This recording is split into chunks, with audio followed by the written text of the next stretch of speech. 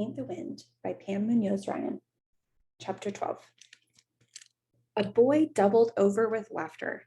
Oh, that was so funny. He staggered around, giggling and pointing at her. Look at you. You're covered in mud. Oh, that was great. That was just great. He dropped to the ground and rolled over. I'm laughing so hard I'm crying. Slowly he lifted himself, sighed, and wiped the tears from his dark blue eyes. Hey, I'm Peyton. Maya spit damp grass from her mouth and swiped at her backside. So this was her cousin. She'd only been around Peyton for 1 minute, but could already tell he was an annoying nuisance and she didn't like him. Maya narrowed her eyes and took a long, hard look at him. He was full-faced with deep dimples in both cheeks, shorter than Maya, but not much, and sturdy. Bits of grass stuck in his blonde hair, which was tousled from his hysterics. He wore jeans, boots, and a sweatshirt that read "Cowboy Up." She turned and marched back toward the campsite. He hurried behind her. Hey, I said I'm Peyton. Aren't you going to answer me? Where are your manners? Don't they have manners where you come from? Because it's not polite not to say hello. Maya kept walking. He ran to keep up, then turned, running backward alongside of her. It was just some firecrackers, and they didn't make that much noise. No one can even hear them this far away from camp. I know. You're going to tell on me, aren't you? I knew you were a snitch the minute I saw you get out of the truck. That's all I need is a stupid girl out here who's a tattletale. His voice rose in pretend mockery. Aunt Vi, that mean boy threw a firecracker at me. That would be the disgusting worst. He finally turned around, darted ahead, and then circled back to keep pace with her. Maya had never seen anyone so unsettled and who jigged around so much. Before she reached the campsite, he finally stopped following her and veered toward the corrals. Good, she thought. The farther away, the better. She'd walked to the truck, retrieved her suitcase and her box of horses, and went to her teepee. Once inside, she secured the flaps. The tent smelled stale and was empty except for a thick foam cushion on the canvas floor, a sleeping bag, a pillow, and a stack of clothes. Maya unfolded 2 kerchiefs, a quilted vest, several pairs of shorts and jeans, and a few t-shirts. The clothes weren't new, but as she held them to her body, they seemed the right size. She lifted the windbreaker-style jacket against her chest. It was much too big, but when she saw her mother's name written on the label, she didn't care.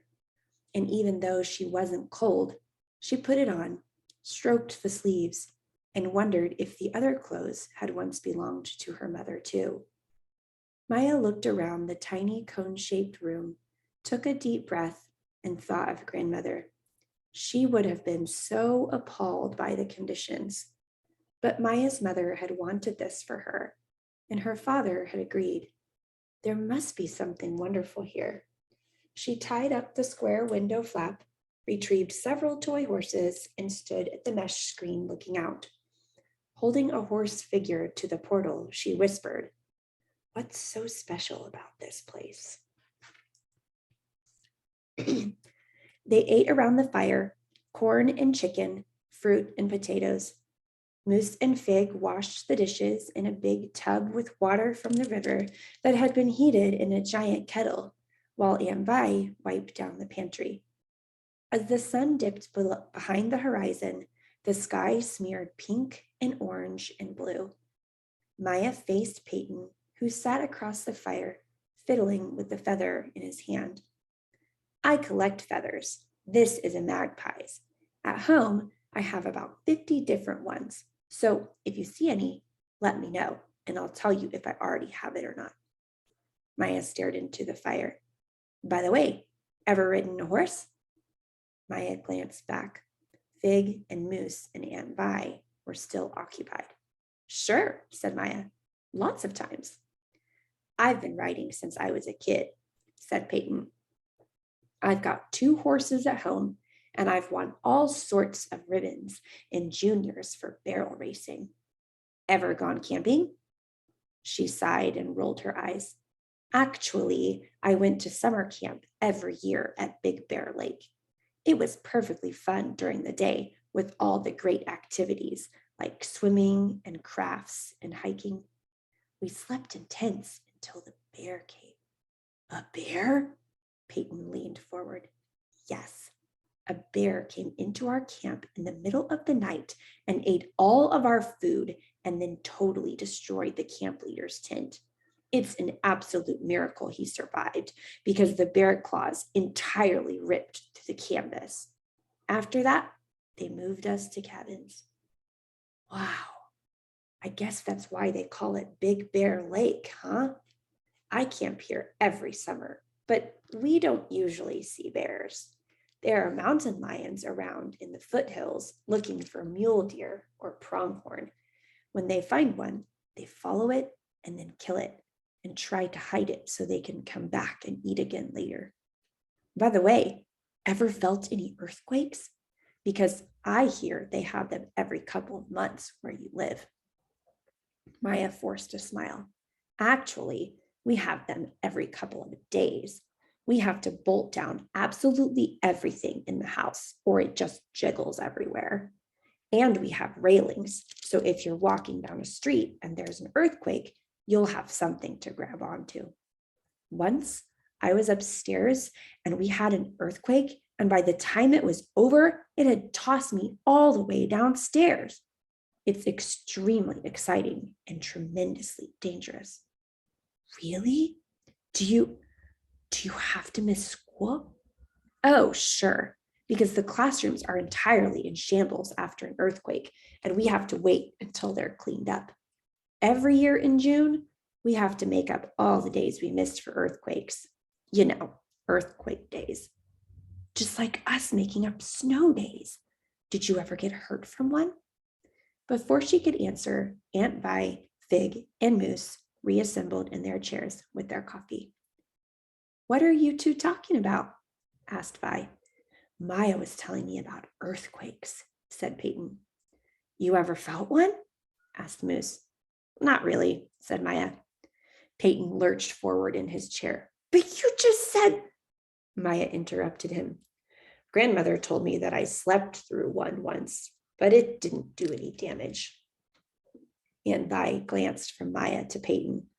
Okay then. Peyton, how about running to my tent for my guitar? Gladly, said Peyton, giving Maya a mean smirk and nudging her chair as he walked by. Hurry back, Peyton, called Moose. He turned to Aunt Vi. Who would you like me to bell and hobble tonight? Not Wilson, said Aunt Vi, but Seltzer and Catlin could use a night out. What's bell and hobble? Asked Maya. I let a couple of horses out each night to graze around the campsite, said Aunt Vi. I hobble them with the loose strap around their front legs so they can only take small steps. They can still get around pretty well, but not too far. I put a cowbell on them so we know where they are, and because, to tell the truth, I like the sound. It's sort of reassuring to hear those clinks and clangs at night. What's the story on Wilson? Why is he separated from the rest? Asked Fig. He does this every summer when I first bring him out. I had him with the others for a few days, but when I try to take another horse through the gate, he is right there trying to edge through. Yesterday, he squeezed by and made it a mile before I caught him. I'll keep him separated until he gets used to his new surroundings, and I can trust him not to take off. If he were hobbled, he'd just keep going all night, and there's no telling where he'd be in the morning. Peyton is going to have to keep that gate latched, or Wilson might end up in California. Peyton returned, toting a black case and a songbook. From the moment Aunt Vi opened the case and pulled out the burnished guitar, everything about her changed. As she tuned it, she became subdued and dreamy-eyed. She strummed and hummed, warming up her voice, then flipped through the book until she decided on a page. Here's a song for Maya. It was Ellie's favorite. Her voice was round and smooth, and she sang slowly, her words filled with melancholy. Down in the valley so low, hang your head over, hear the wind blow. Hear the wind blow, dear, hear the wind blow. Hang your head over, hear the wind blow. Roses love sunshine, violets love dew. Angels in heaven know I love you. Know I love you, dear, know I love you. Angels in heaven know I love you. Maya heard a sniffle from Moose. She stole a quick glance at him and saw that he had pulled out his handkerchief. She knew how he felt. During Aunt Vi's song, she had bitten her lip hard to keep her own longing for her mother at bay. Aunt Vi turned a few pages in the book and started another song. She crooned about lost loves and people dying and lonesome trails. The tunes fit the mood, with the smoldering embers in the campfire and the encompassing quiet and the enormous darkening sky. When she finished, even Peyton seemed calmer.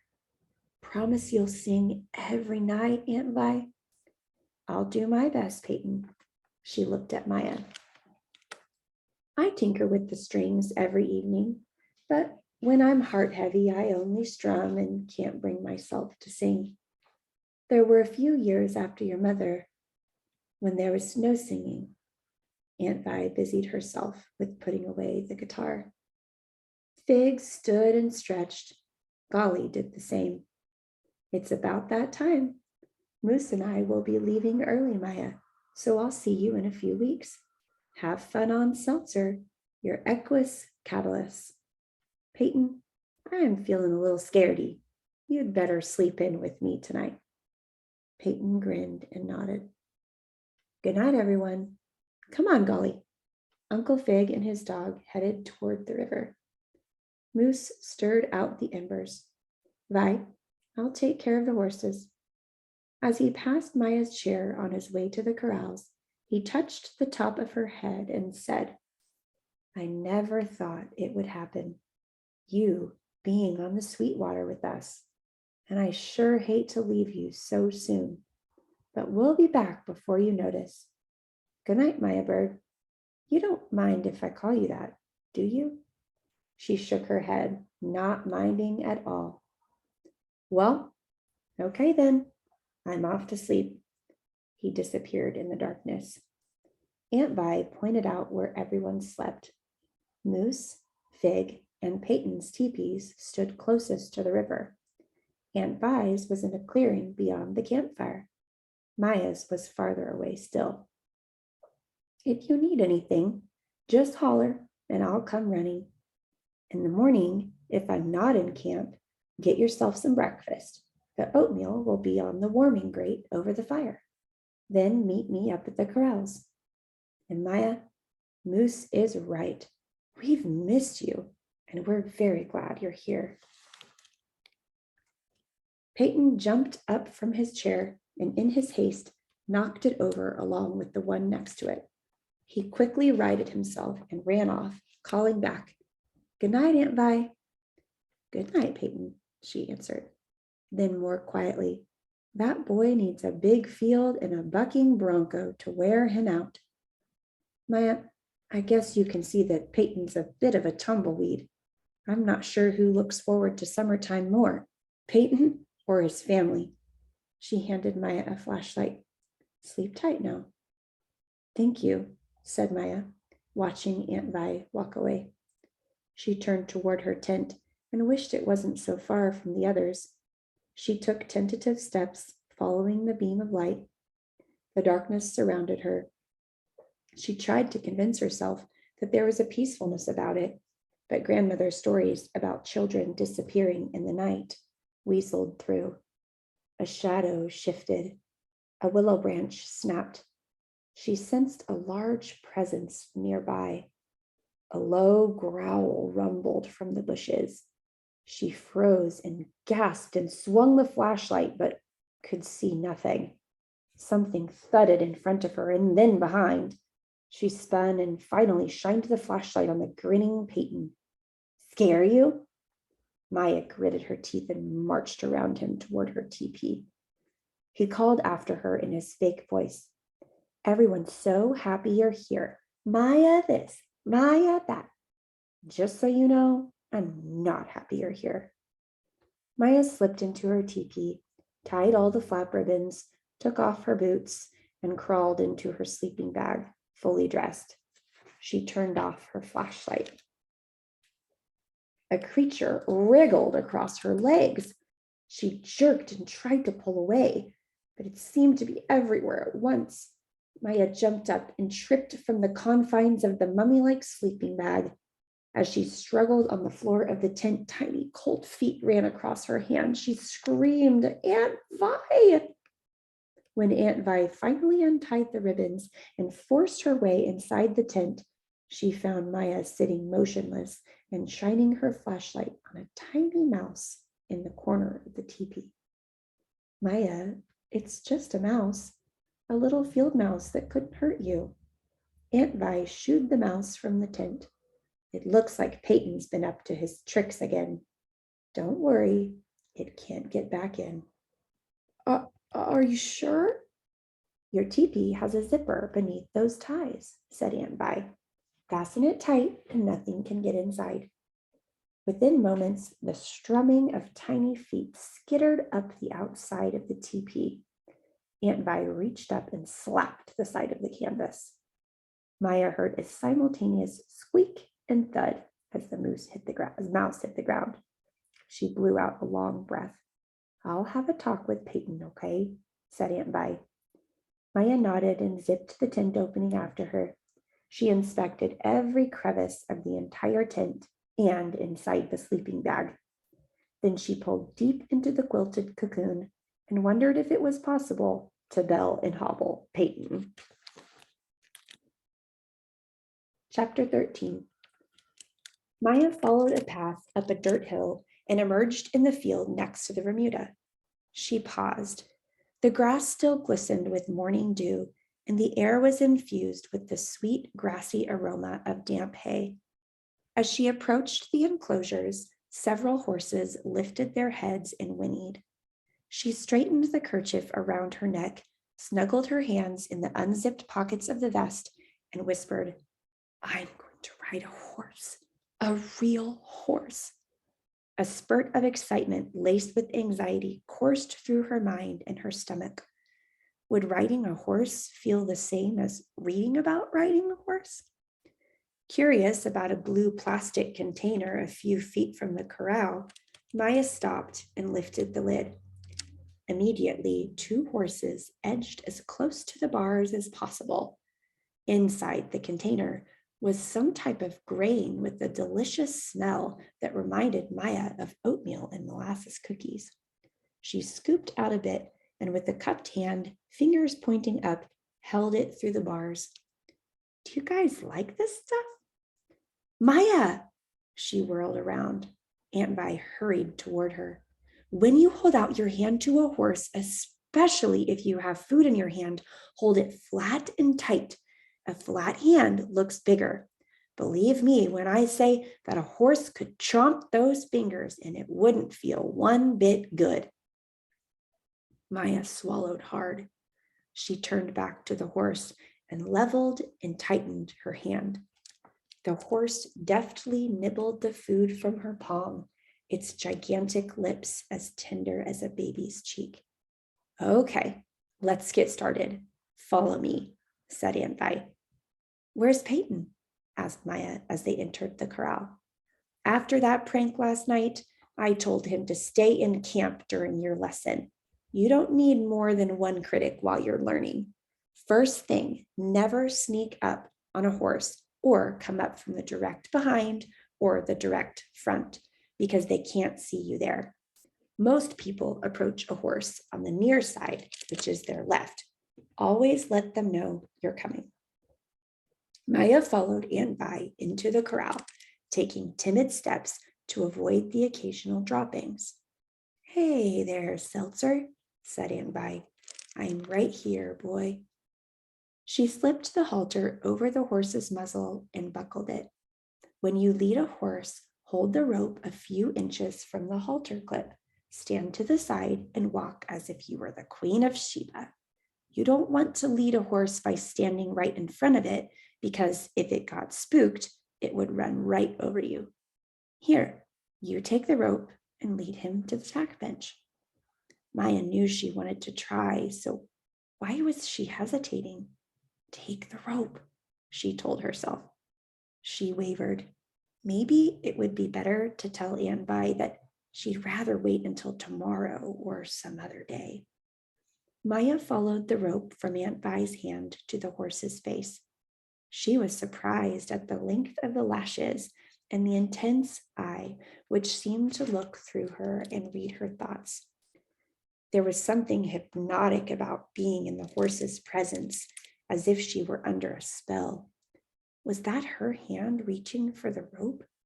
Was she the one leading Seltzer out of the corral to the tack bench? Or was it all a dream? There's an imaginary circle on the ground below the horse's shoulder, said Aunt Vi. That's your safety zone for not getting run over or kicked. You can do most things to the horse from that spot on either side. Now we're going to groom the blanket area. She handed Maya a curry comb. Maya copied Aunt Vi's small circular movements with the curry comb and then the long sweeping strokes with the dandy brush. She watched Aunt Vi use the hoof pick to pull out the packed dirt embedded in the horseshoes. Then they took turns combing the mane and tail. See how I put the blanket pads over the withers and his back and lift the saddle into place, letting it down lightly, said Aunt Vi. Now I'm going to drop the cinch and then come around and thread the latigo strap through the rigging ring and tighten with short tugs. Now the bridle. For your first few lessons, I'm going to put it on over the halter so I can keep you on a lead rope. Aunt Vi lifted the bridle over the horse's head, tickling the edges of the horse's mouth until it opened so the bit could slip inside. She fit the bridle over the ears. Maya, you don't have to remember everything today because you're going to hear me give you these directions thousands of times until it all becomes a habit and you can do it automatically. Understand? Maya nodded. She reached up and stroked the sleek hair on Seltzer's neck and down toward his barrel. Standing so close, she felt an intense energy, yet at the same time an unusual calmness, as if she and the horse were somehow tied together and communicating in an ancient language. No wonder her mother had loved horses. Aunt Vi helped her into the saddle and adjusted the stirrups. On a lead rope, Maya walked the horse in a large circle around Aunt Vi, first one direction and then the other. With each step, she felt the sway of Seltzer's shoulders. Now let's try a slow jog. Press on his sides with your legs and cluck to him. He won't go too fast, will he? Asked Maya, because I usually almost always get migraine headaches if I go too fast. Maya, I have you on a lead rope. I'm not going to let the horse go too fast or get away from either one of us. Maya clucked and Seltzer picked up speed. She felt the staccato of his jog. Aunt Vi had been right. It wasn't too fast at all. A wave of confidence washed over her, as if someone had given her a teaspoon of poise and self-assurance. For more than an hour, she paid diligent attention to Aunt Vi's every instruction. Look out to where you want to go. Sit tall. Keep your heels down. Say whoa like you mean it. After they removed Seltzer's tack and turned him into the corral, Maya wanted that feeling back. When can I ride again? She asked.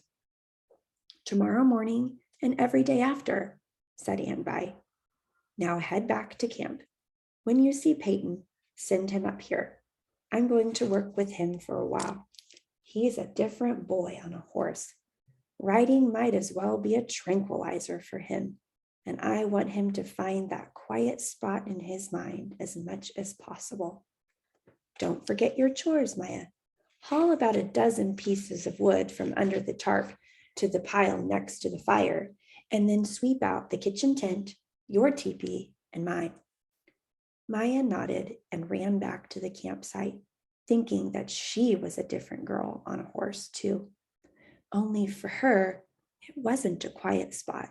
It was a happy, buoyant place. She called for Peyton, but he didn't answer.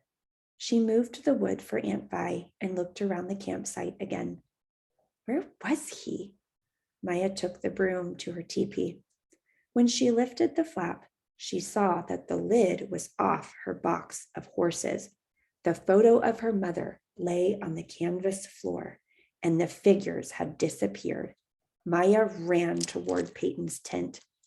She found him on a flat rock behind his teepee a few feet above the river, the horses in a pile next to him. He held a miniature palomino in his hand. Done with your pony ride? I bet you didn't even get off the lead rope. Those don't belong to you. Give them back. Her voice shook with anger. Where's the brown and white paint? He searched through the pile and held it up. You mean this one? Maya walked closer. Give it to me. Peyton stood up, swung his arm back, and threw the brown and white horse into the dense willows. No! Maya ran to the spot where she thought it had landed. She pushed her way into the bushes and searched the ground near the bank. She swept the dried leaves away, saw what she thought was the horse, but instead brought up a handful of twigs.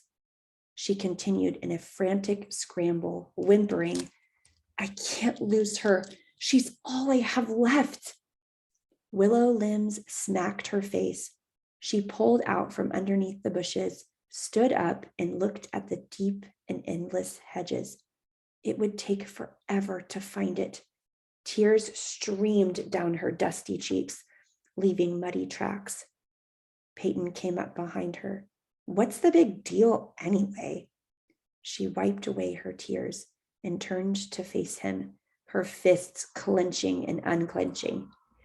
It was mine, Peyton taunted her. If you're so sad and you don't like this place, make sure you tell Aunt Vi, because I heard her talking to Moose this morning, and he said that when he comes back, if this is all too much for you, he'll take you to the ranch. Isn't that great? You can leave. All you have to do is tell Aunt Vi that you hate it here. Then maybe things can get back to the way they should be, with just me and my Grandpa Big, and my Uncle Moose and my Aunt Vi. He turned and ran. Maya hurried to the flat rock and collected the remaining horses in her kerchief and walked toward camp, swaddling the bundle next to her body. A wave of tears started again. She muttered under her breath, I don't hate it here. I hate you. You're sure quiet this evening, Maya, said Aunt Vi. You didn't come out of your tent all afternoon and barely touched your dinner. Peyton leaned forward in his chair, his voice dripping with fake concern. Yeah, Maya, are you okay? Maya pulled farther into her jacket. Peyton would just love it if she spilled her guts to Aunt Vi, but she wasn't about to give him that satisfaction. Just tired, I guess. You have every right to be tired, said Aunt Vi. You've had more changes in the last week than most people have in 10 years. On top of all that, today was your first day on a horse. Let's get to bed early. Peyton, did you check the horses? Yes, I belled and hobbled Catlin and Audubon. You latched Wilson's gate? Yes, ma'am. Maya gazed toward the corrals. Maya, stir out that fire. Peyton, help me wipe down the kitchen. Then let's turn in. After Aunt Vi and Peyton left, Maya stood for a long time jabbing at the embers, which occasionally pulsed with a red-hot glow. The wheels of resentment churned in her mind for everything Peyton had: his parents, his brothers, an entire life of riding horses. He'd even had Aunt Vi, Fig, and Moose every summer. Maya gritted her teeth, pressed her lips together, and shook her head. When the embers quieted, she laid down the poker and headed toward the latrine tent, shining the flashlight down the path. But by the time she arrived, an idea had blossomed. She diverted behind the latrine tent and turned off the beam. Maybe if Aunt Vi saw how careless Peyton was, she would send him back to the ranch for the rest of the summer. Maya smiled at that delicious possibility.